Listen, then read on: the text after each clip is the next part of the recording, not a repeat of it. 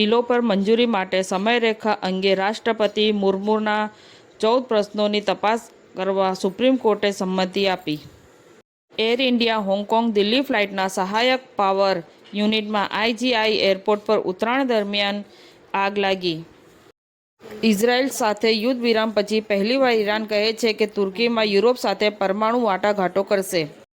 આગ્રા ધર્મ પરિવર્તન કેસમાં એક મોટા ઘટનાક્રમમાં મુખ્ય આરોપી અબ્દુલ રહેમાનને મંગળવારે સ્થાનિક કોર્ટે 10 દિવસની પોલીસ કસ્ટડીમાં મોકલી આપ્યો.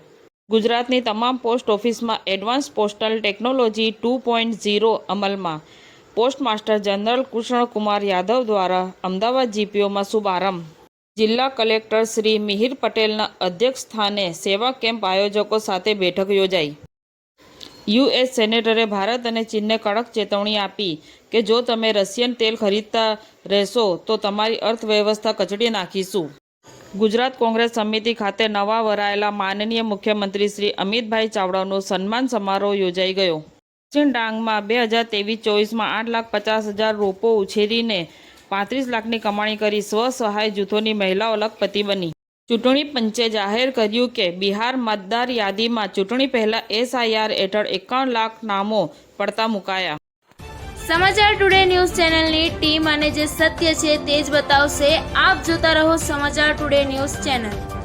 ગુજરાતની ધરતીનું ગુજરાતીઓ માટે જ, એટલે કે સમાચાર ટુડે ન્યૂઝ.